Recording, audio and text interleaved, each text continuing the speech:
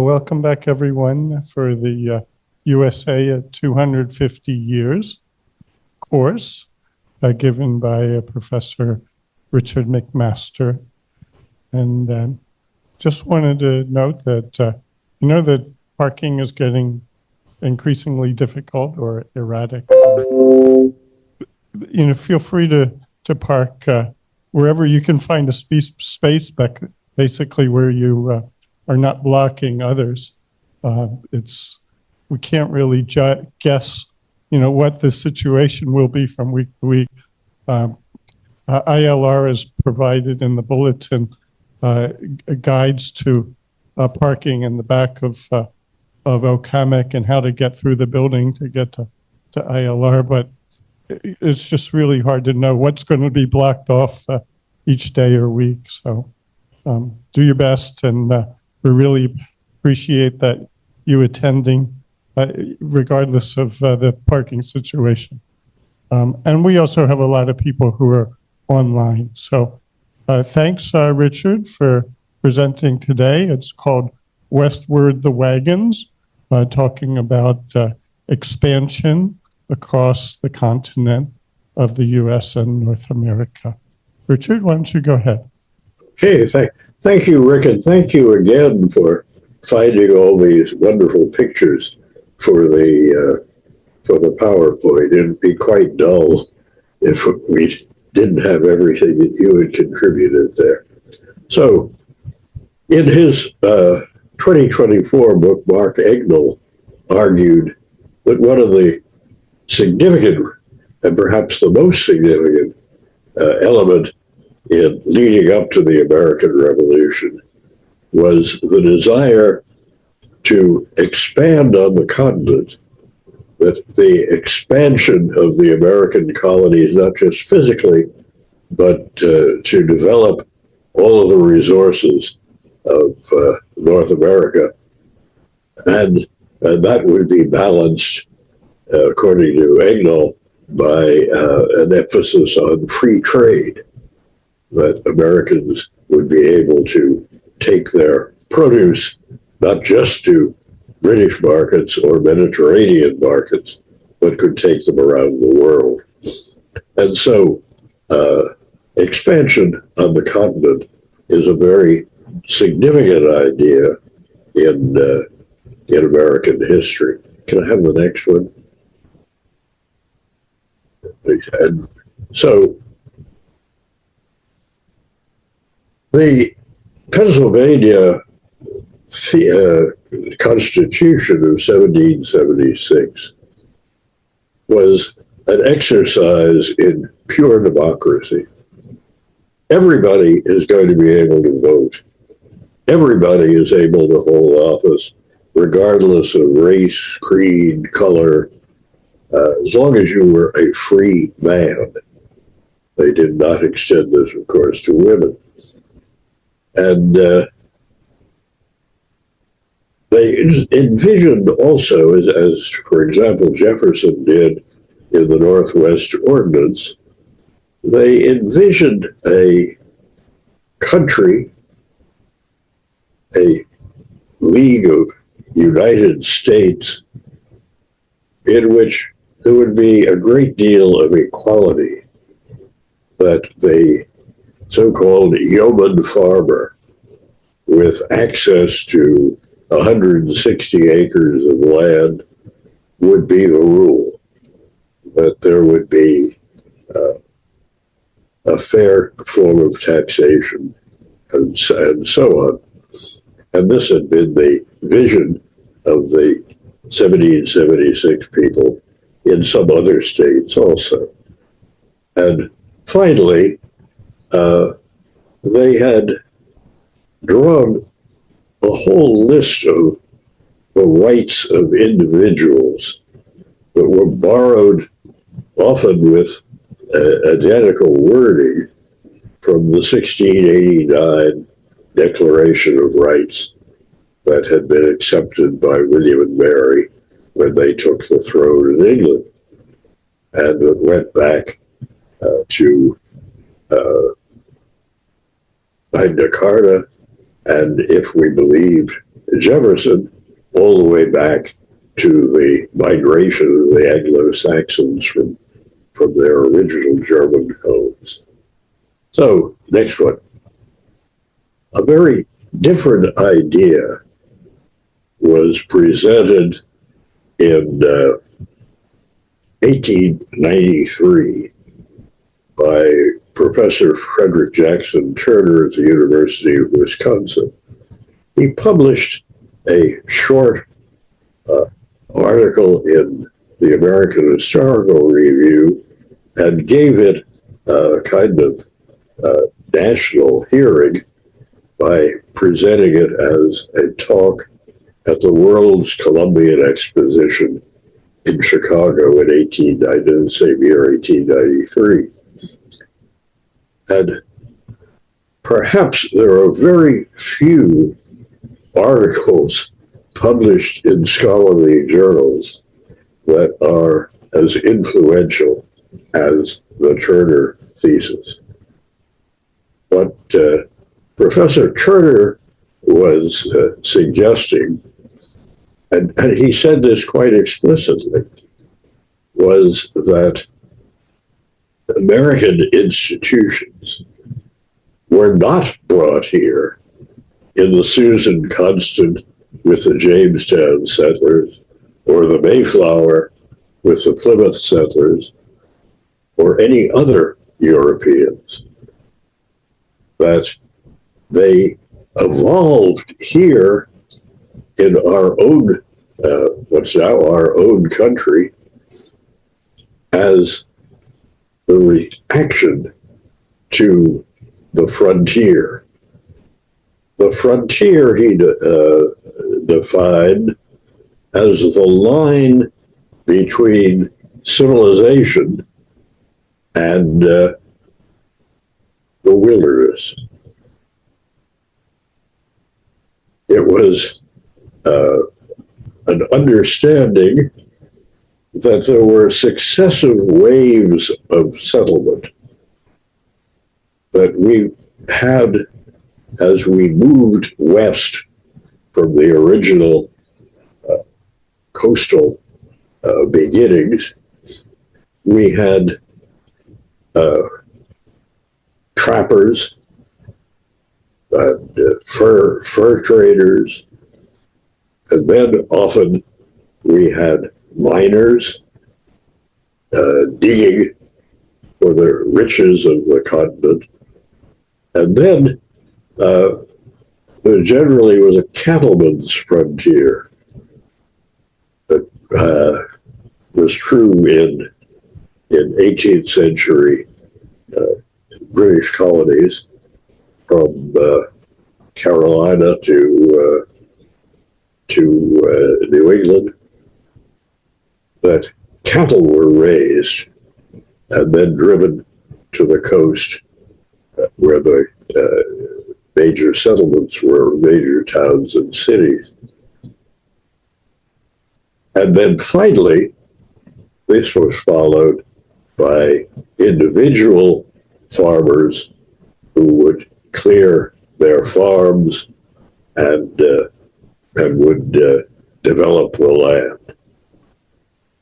And that led to a kind of robust democracy, that they had severed their ties with European civilization. They were not interested in monarchy and established churches. They were building a new world. And this would be repeated over and over again. And we have to remember that Turner, with his paean to democracy, as he understood it, defined democracy in a somewhat different way than perhaps the Pennsylvania Constitution makers. And that was that against the background of the 1890s, we had popular constitutional conventions rewriting the Constitution in many states, especially in the South, so as to exclude people of African descent from ever participating in any of the election, voting, holding office, indeed having any kind of civil rights. So we'll come back to the Turner thesis. As I say, it was tremendously influential. I taught it. It was a fun way to look at things, and there's a good deal of truth in it. But what I think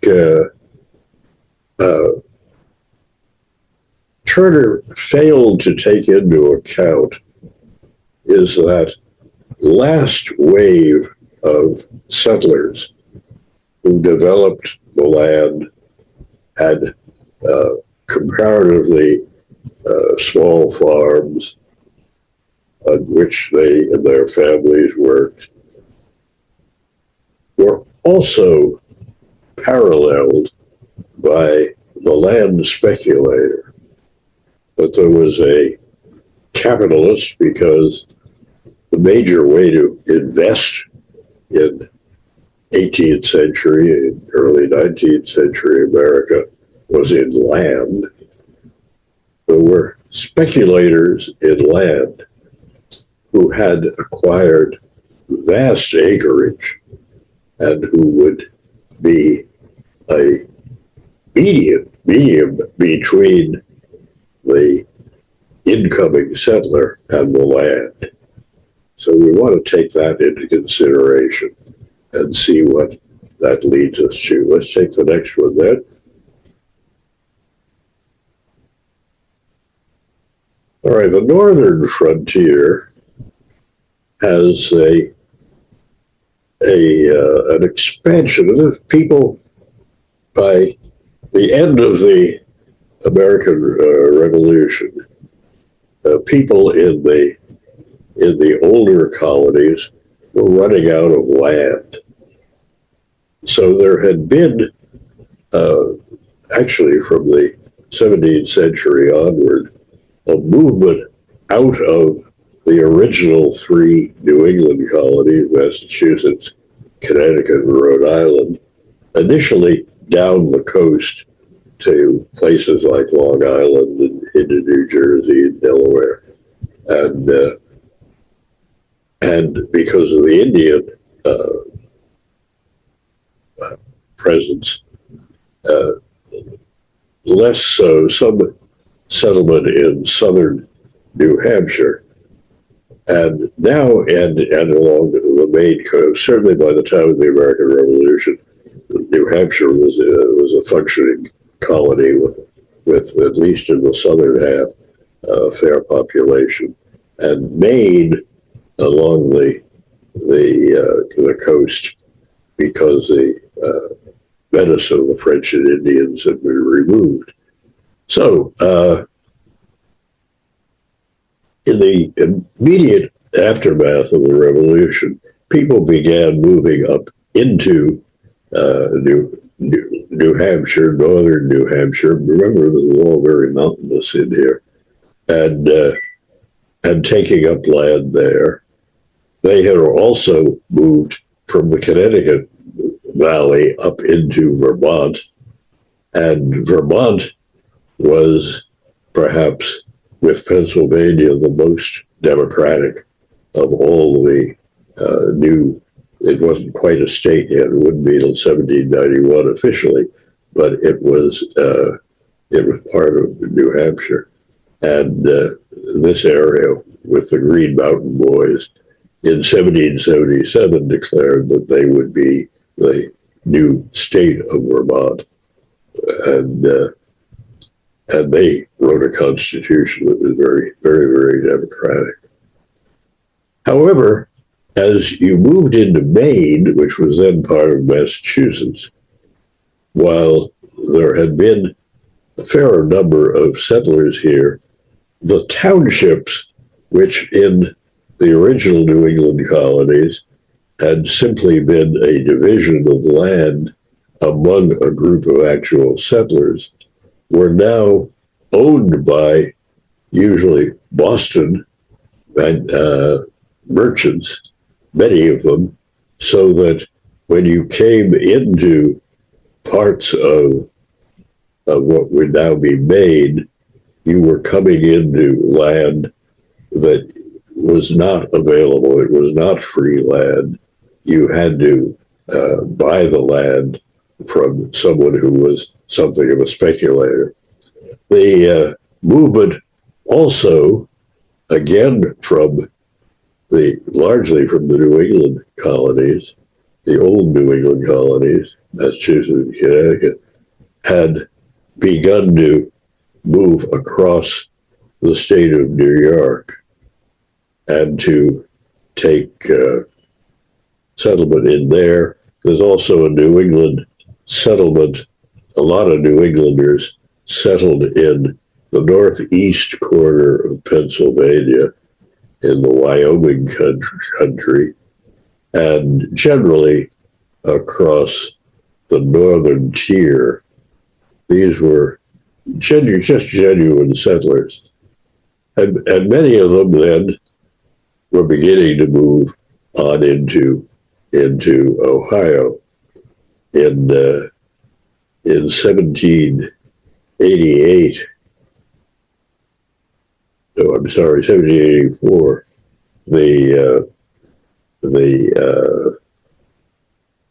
a company led by a Massachusetts minister went from the town of Rowley on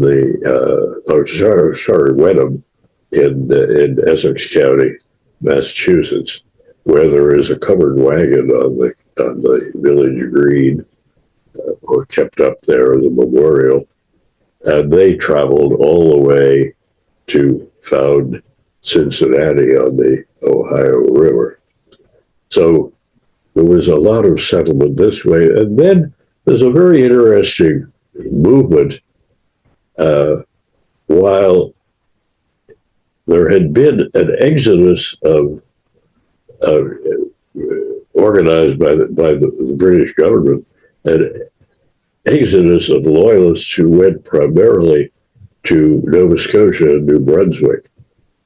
There was a simultaneous movement of, as you can see from the map, of people who were coming from New York and parts of Pennsylvania, large parts of eastern Pennsylvania, and some from New England, into what was Upper Canada and now Ontario.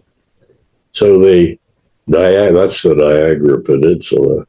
The Niagara Peninsula was settled almost entirely by Pennsylvanians, and there were some other settlements along in this area.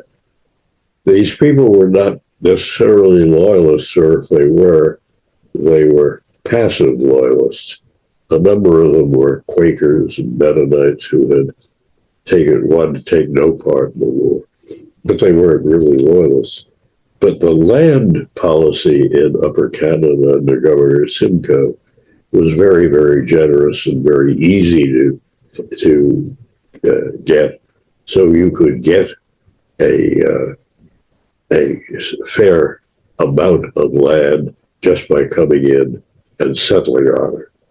And so Ontario really is part of this migration of ordinary people, pent-up migration of ordinary people. And the same thing was moving down toward the south. So let's get the next one. All right, now, obviously, people from eastern Pennsylvania moved to western Pennsylvania.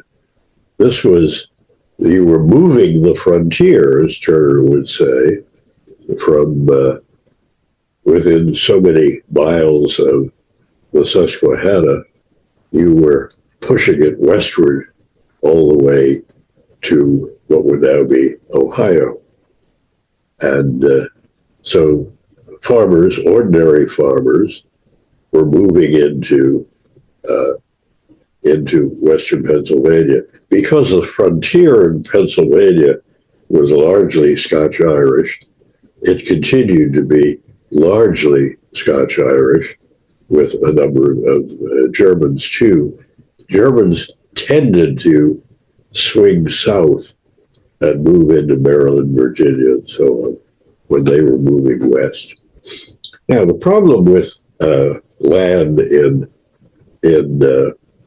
Pennsylvania was, while you were talking about an area very close to Philadelphia, in the easy days trip, even if you were having to rely on going by a wagon or by horseback or something, was that in order to get your free land, you had to have a recognized surveyor survey the property to make sure that if I was laying out a tract of land, that I didn't encroach on what somebody else had already patented as their land.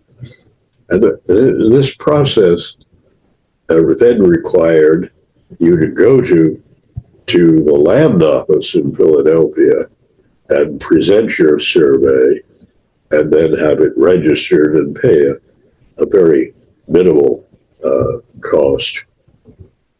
Nevertheless, it was true that through much of the 18th century, a lot of land remained unpatented, and it was specific kinds of, especially German settlers, would only buy a farm if they knew there was a clear title. But a lot of other people said, oh, everybody knows this is my land.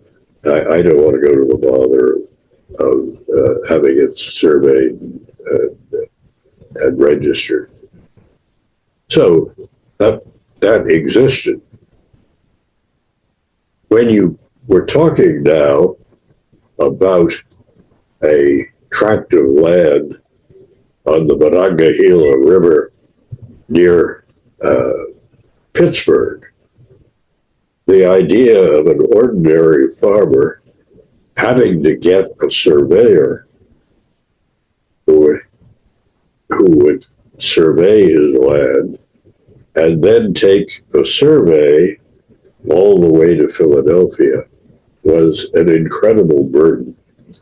So there was pressure in the Pennsylvania legislature, which continued to be essentially the people who were elected under the 1776 Constitution, although the 1780 Constitution was more restrictive. They had favored having a land office in every county. So if you were talking about Washington County on the borders of present Pennsylvania, Ohio, yeah, you could just get a surveyor and you could register it there in the county seat. There is a further effort by the legislature to limit speculative land holdings. The legislature passed a bill in the 1780s, early 1780s, limiting speculative land holding. That you could, individually, you could get 400 acres of land, but you couldn't come in and lay a claim, as some people did, to 500,000 acres of land. And they were then faced with this bill went into effect, but it was ultimately overruled in the Pennsylvania courts, and so there were no breaks at all on land speculation. If you were a wealthy man in among the founding fathers in Philadelphia, you could claim to own what would be 5 or 6 counties in western Pennsylvania. The taxation system fell on improved land, which is quite reasonable if you are thinking of how to raise a revenue. That a farmer in Lancaster County who owned 350 acres and was raising crops and sending them to market, and who owned livestock and other material goods, that he would reasonably pay taxes on that. And if he had filed a claim to land on a mountain in central Pennsylvania, well, he might pay a couple of pennies on that, but that didn't work very well. Well, the way this worked out was that the man who owned thousands of acres was able to pay perhaps less than the man who had a 300-acre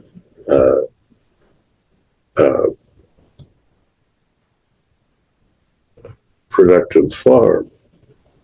And the result, as I think we saw last week, was, or a week, 2 weeks maybe now, was that people were losing their land. And especially this was true in the western parts of the state. And then by working through the courts, and ultimately it was a bill in the legislature close to 1790, speculators had no limits on the land that they could own, and there was no reason why they should pay taxes at all. So Pennsylvania shifted from a kind of effort to have a state of small farmers to a state of land capitalists. And this is demonstrated by the fact that a very large tract of land, the Erie tract, if you think where Erie, Pennsylvania is, in the far northwestern corner of the state, this encompassed 3 or 4 modern counties, and it came by treaty unavailable as public land to be open to all settlers. But instead, it was held by the legislature and awarded to a group of investors who then were able to sell that land to other incoming actual settlers. So this is an example of what happens when you have widespread land speculation. Let's go on to the next one. All right, now, Richard Henderson, a North Carolinian from Hillsborough in the far eastern part of the state, organized what he called the Transylvania Company in 1774.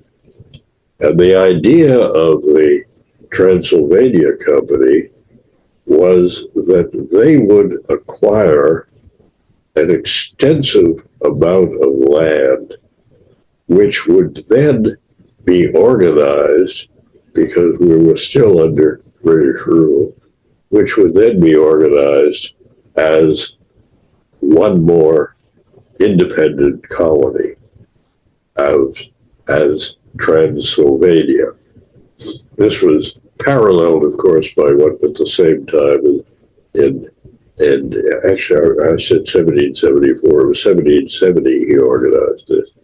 And that was paralleled by similar action in what would be Ohio and Indiana by the Indiana Company and the Vandalia Company, who wanted to have independent colonies controlled, with all the land owned by the investors and controlled by them. So Henderson had a treaty with the Cherokee in 1775, the Treaty of Sycamore Shoals, which is a place near Knoxville in East Tennessee.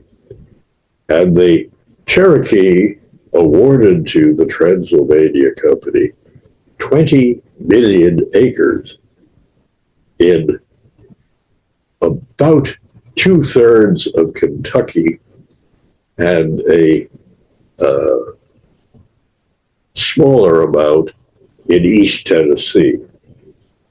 2/3 of Kentucky, yeah, and a smaller corner of what's now Tennessee. So were the Cherokee content with this? They got a number of wagon loads of supplies and so on, which had a considerable monetary value.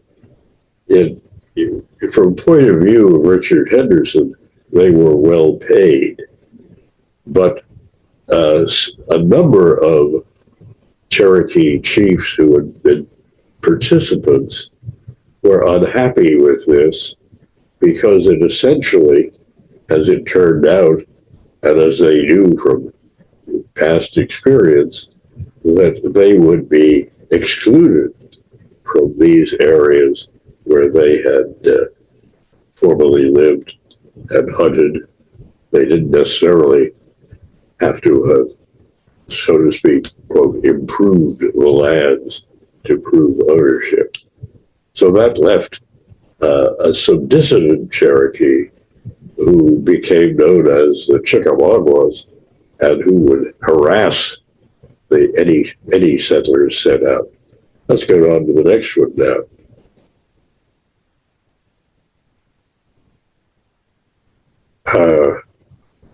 Daniel Boone was employed by Richard Henderson, and he cut as essentially a trail into Kentucky in 1774, that settlers could come through the Cumberland Gap and take up land in Kentucky. And he established in 1774 the settlement that was known as Boonesboro. But there were a number of other outlying settlements in Kentucky, harassed by the Chickamauga Cherokees, and more significantly, by the Shawnee, who were not in any way party to this treaty, and who gave settlers a very difficult time. The Shawnee, they were themselves settlers. They had moved from somewhere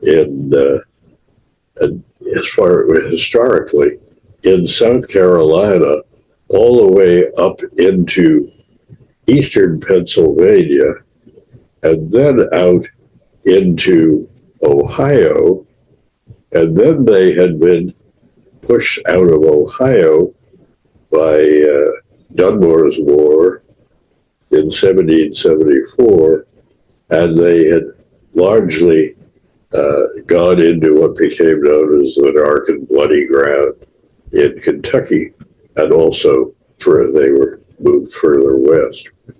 In 1775, Henderson arranged, he was there personally, a constitutional convention for Transylvania. He had wanted it as an English colony. Well, now it could be an American state. So delegates from Boonesboro, they met at Boonesboro, but delegates from Boonesboro and from some of these other much harassed settlements, just barely holding on, met in 1775 and declared themselves the state of Transylvania and appealed to the Continental Congress to install them as a state, which would be, of course, basically controlled by the old Transylvania Company. Virginia immediately acted to say this was null and void because you can't take part of Virginia without action by the government of Virginia, and the Continental Congress voided it also. So Transylvania died by 1778. Now let's go on to the next one.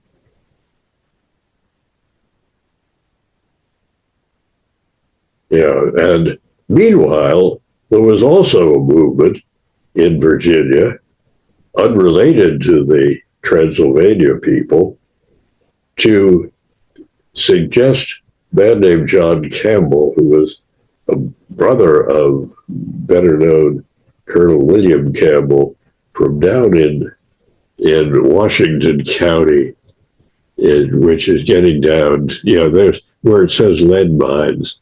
The Campbells were from that corner of it's still Virginia. We're not quite to Bristol, but you're down in that's Washington County. And so they suggested that all the over mountain settlements, and the mountains are all running like here, should be one separate state. Now, a land speculator, better known for give me liberty or give me death, but he was a very large speculator in Western lands, especially in Virginia and Kentucky.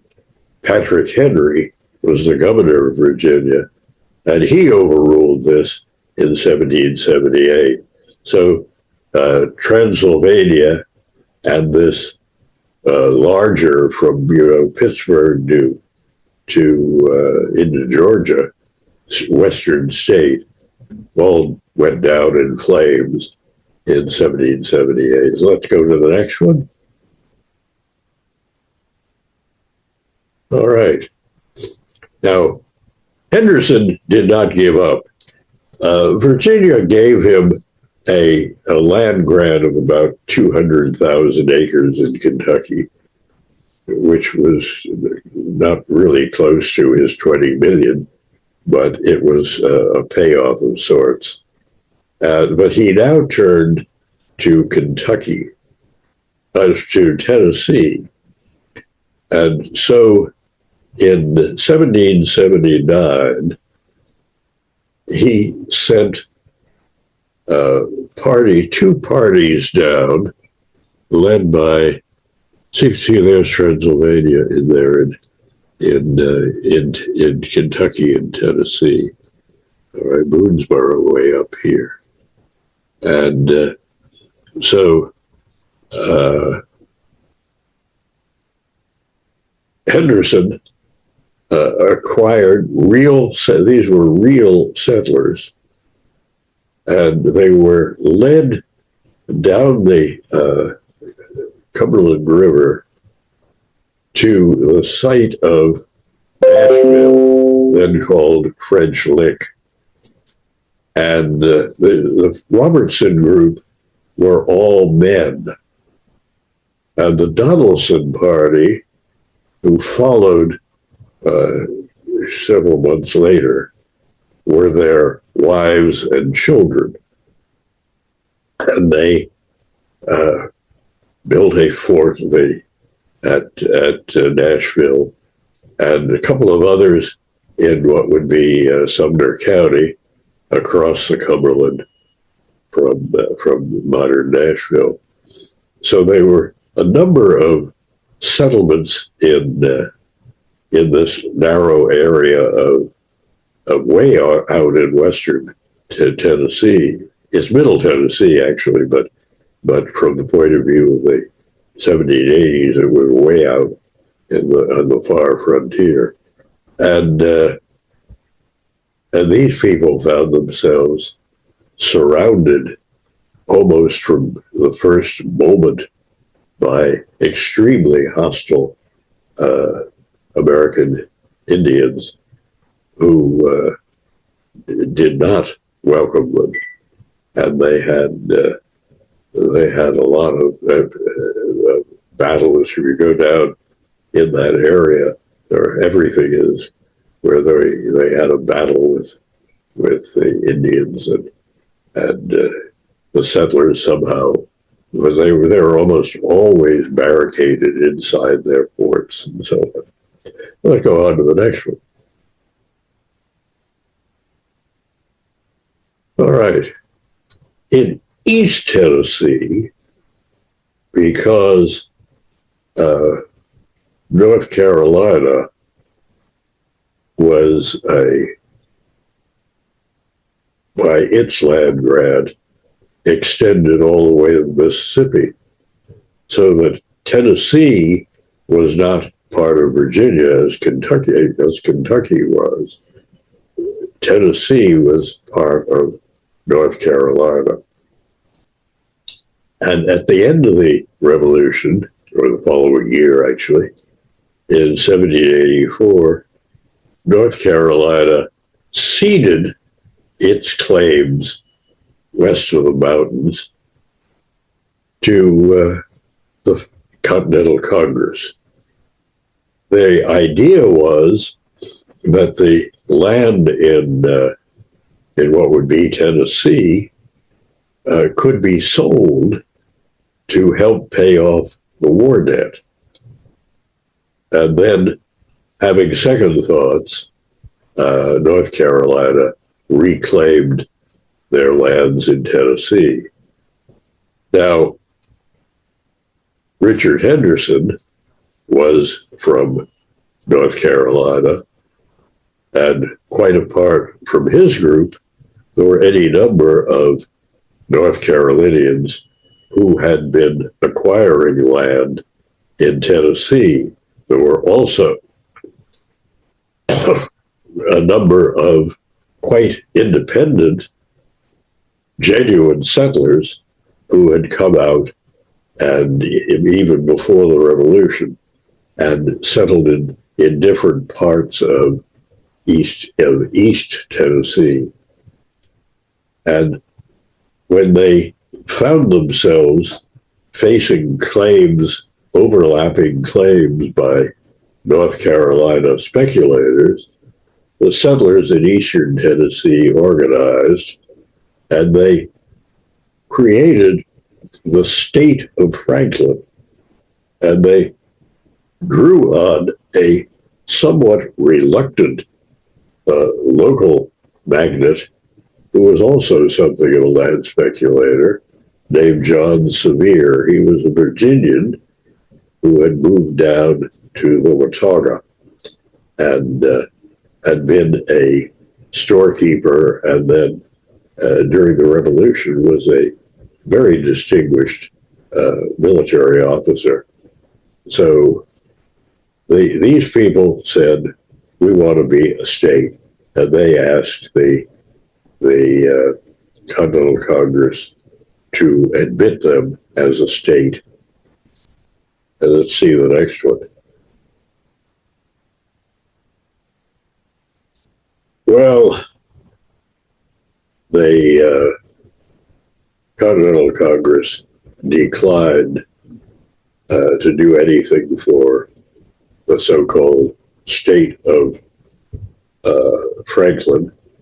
So by 1788, it was disintegrating as a governmental agency. Sevier resigned as the governor, and this was the end of that effort. It left individuals in East Tennessee still with the problem of dealing with speculators. William Blunt, who is, oddly enough, an ancestor, direct ancestor of my son-in-law, William Blunt was also from the same town as Richard Henderson, and he had learned how to deal with land grants and why there could be a great deal of money in land. So by 1788, he was a speculator with 10 million acres of land in what's now Tennessee. He had become friendly with George Washington, who admired him. He was an admirable man in many ways. You'd be happy to know him, I suppose. And so Washington appointed him the governor of Western Territories. And Blunt then moved to Knoxville. There's a nice Blunt house in Knoxville. And he, on the one hand, was governing and setting up a government for the Western Territories, a putative state, as it was, and also, of course, the selling off land to incoming settlers and to other investors. Now, by 1790s, by the way, I should interject that this whole question of Western sections of states seceding and coming into the Union as other states was specifically outlawed in the Constitution, that you could not claim part of an existing state, whether you were Virginia, North Carolina, or whatever, to try to organize a Transylvania or a Franklin or anything of the sort. So, however, the difficulties of land speculation were beginning to press on William Blunt, and he, unauthorized by the Congress, by now the Congress, of course, in the United States, or the president, organized the state of Tennessee in 1796, had a constitutional convention, and brought it to the federal government to be recognized as it duly was. And Blunt hoped, because he was running into real difficulties financially, he hoped that at this point, being a state and being able to dispense of land within the state, that as the governor, he could recoup his lost fortunes.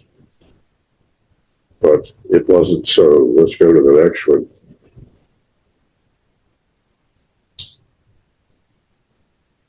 All right. As the member he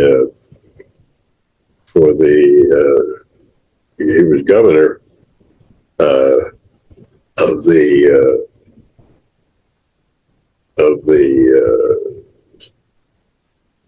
Western Territories, but he was not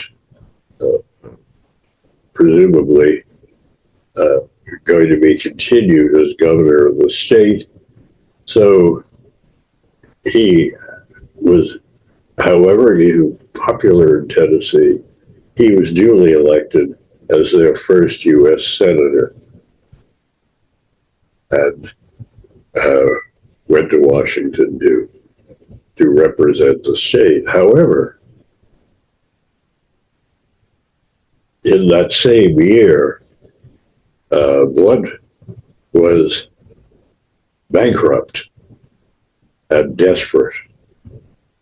His sales of lands had dwindled to almost nothing. He had no income. He had to pay taxes on his extensive holdings. And he came up with a completely mad scheme. He dealt with, and he made the mistake of writing his plan up in a letter that was intercepted by an individual in the Senate who apparently disliked him, and so his scheme became known. As I say, it was a wild idea, but the way to increase the value of his lands in Tennessee was to get the British to work with the Creeks and the Cherokee to seize Florida and Louisiana. In other words, the Spanish territories along, well, both on the east of Mississippi, that was all Spanish, called Florida. And it wasn't just our Florida. And then also Louisiana. And turn them over, if not to the British Crown, to British merchants and so on. So having laid out that plan and having it intercepted, he was immediately impeached. So he was the first U.S. official to face impeachment. And there's a wonderful cartoon there that Rick found of Blood's impeachment hearing, which was, he was there.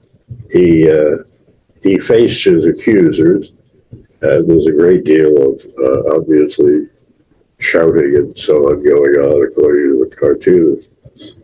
Now, he was doubly hit by the Senate. The Senate impeached him, and the Senate also found him guilty of treason. So before he was even to have his impeachment hearing, he was declared guilty. So this was, he went immediately back to Tennessee and lived on for 4 years quietly in Knoxville, and he had some farming land there in addition to his townhouse, and he lived quietly. He died in 1800. Very interesting, but typical of these land speculators. So let's go on to the next one.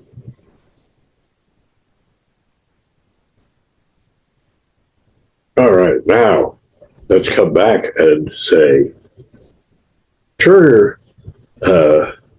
talked about settlers.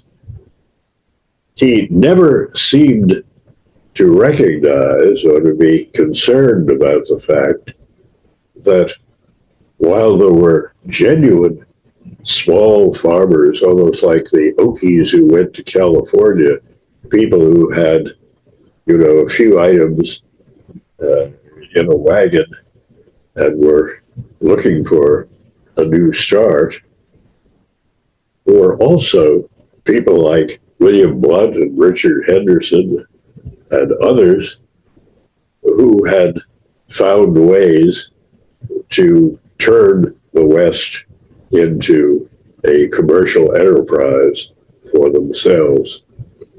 So Turner has come under a great deal of revision.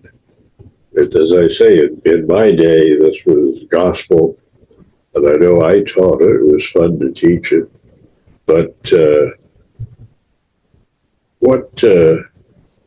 we needed a more critical look, and we got it. One of the ways of looking at Turner was frontier of what? The frontier thesis of Turner suggested that the Americans got off the Susan Constant at Jamestown and the Mayflower at Plymouth and other ships and other people followed over the years and years, as completely blank. The Atlantic had washed away the fact that I had spent my formative years in England, that I had been used to English culture or German culture or whatever European culture. I didn't just turn my back and become a new man as soon as I set foot in North America.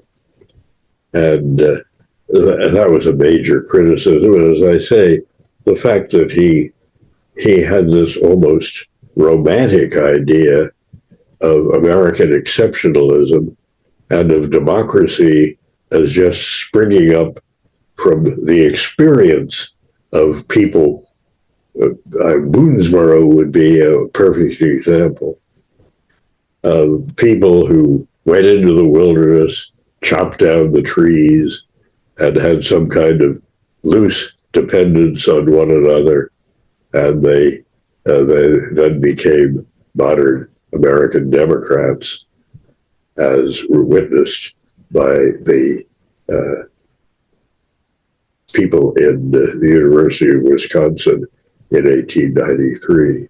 One of the other serious criticisms has been that the Mexican frontier, this is an interesting book, that the Mexican frontier on the American Southwest under Mexico did not have the kind of history that Turner saw was endemic to frontiers. In fact,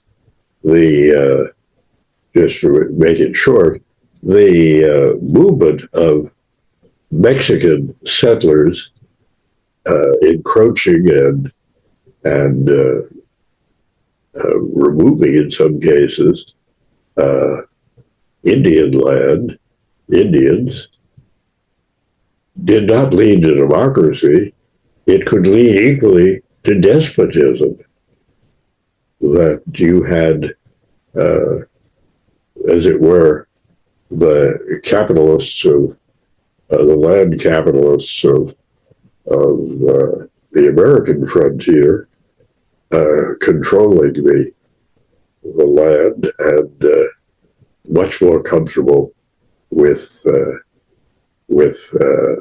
the Empire of Mexico or with dictators, so that the later 19th century in Mexico had a very different history from from the Americans. So historians are looking now at Turner in a very different light. That was not the way to democracy. And Turner was also, I'm just going to end with this, Turner was also completely unsympathetic with the Native Americans who were cheated of land in treaties and driven further and further west. It's interesting that in the early 1790s, William Blount, as governor of the Western Territories, proposed that the Cherokee all be moved out of Tennessee across the Mississippi into what would then be Spanish territory. He didn't want them interfering with his settlers. And that, of course, would happen 50 years later with the Trail of Tears. So there's an indifference, a kind of racialism built in the Turner thesis, in that both the Native American and the African American would be excluded from any idea of American democracy. So I think that's the end of the story. So thank you. Let's talk about it with any time left. I may have talked too long. All right, thanks very much, Richard. Any comments or questions?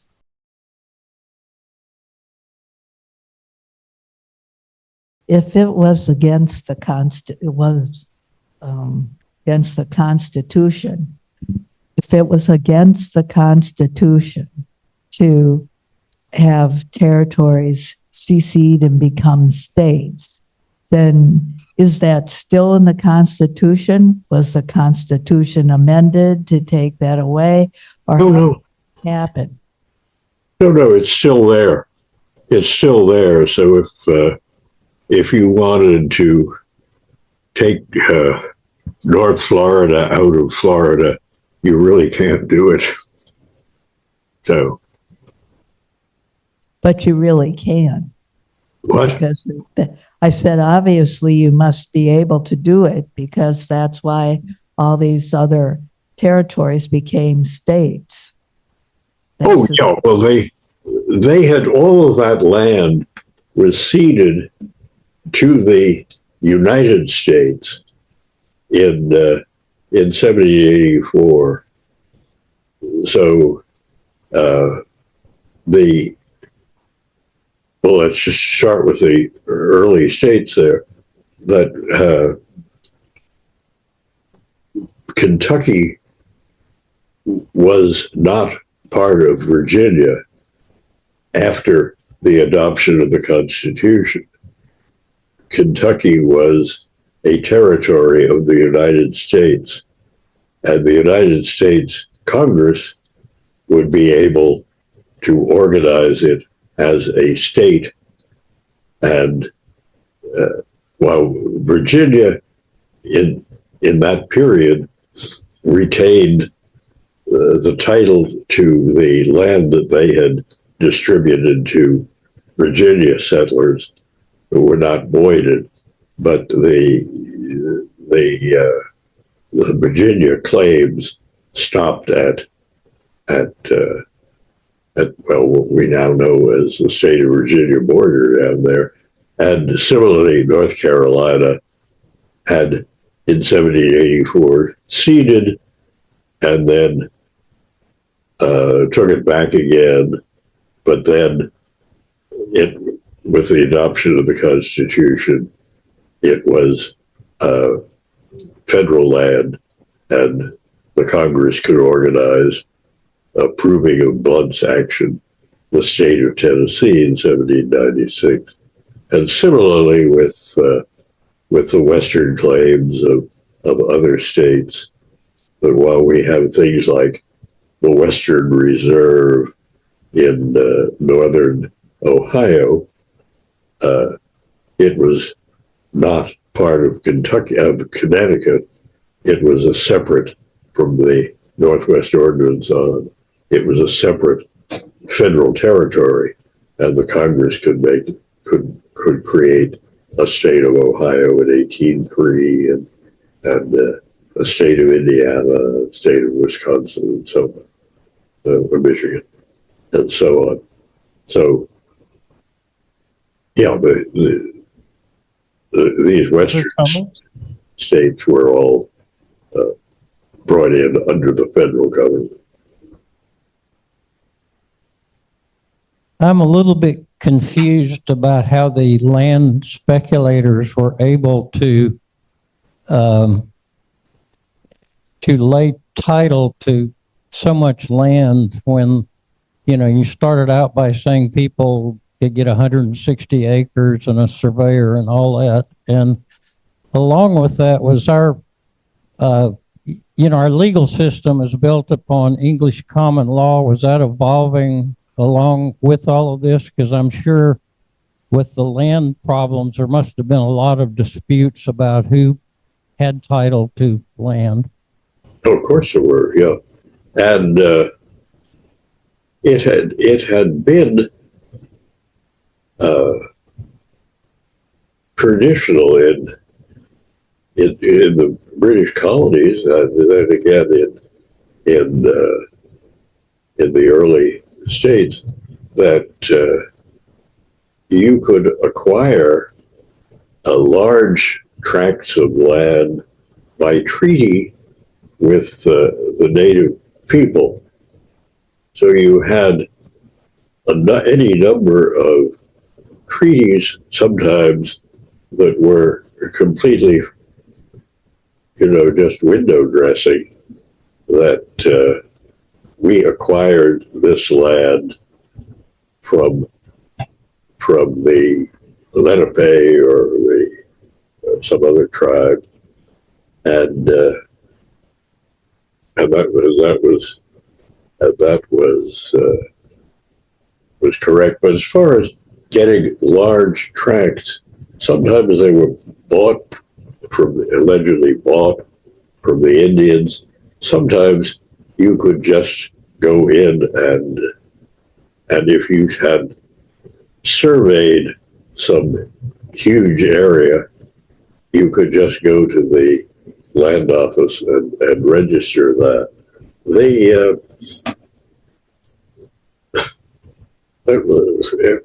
me expand a little bit on that.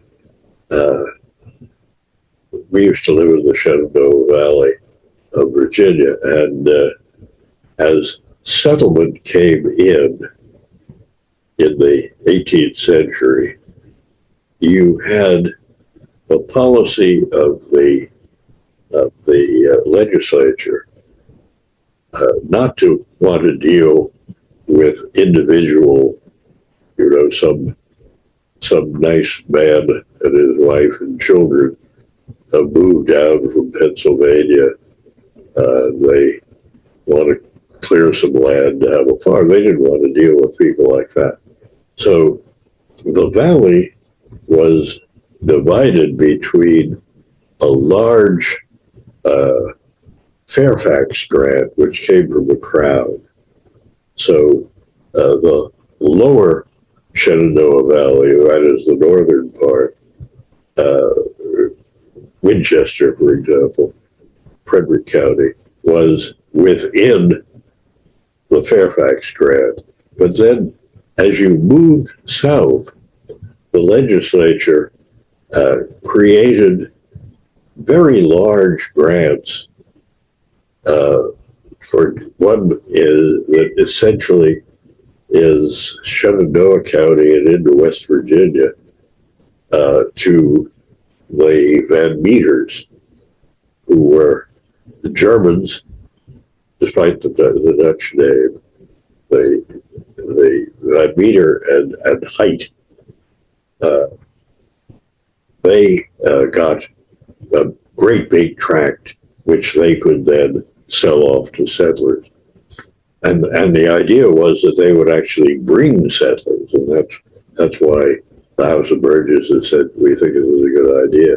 And then the next one was the Beverly Tract, a planter in Eastern Virginia who wanted to invest in land and who got Rockingham and Augusta County, and Augusta County went all the way out to the Mississippi.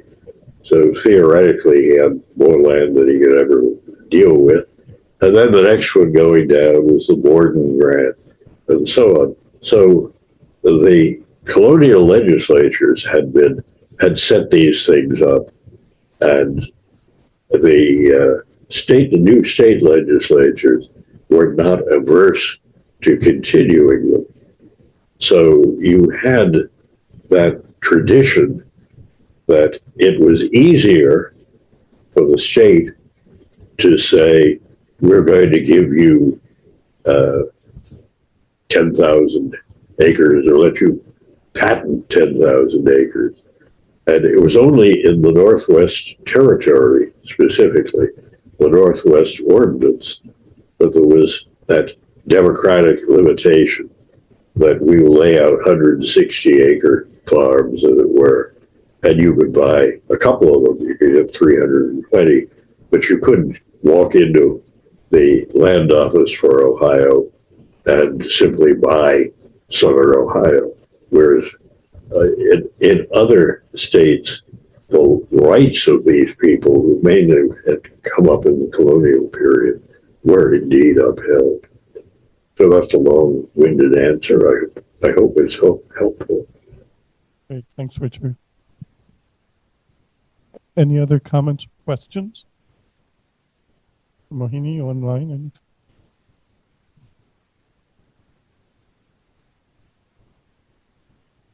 Okay, well, thanks. Let's thank Richard for another fantastic presentation. Thank you, and thank you, the audience, for being patient with me while I just rattle along on here. So, Not exactly. good to be with you. Someday we'll be there in person, and I hope so. So thank you all.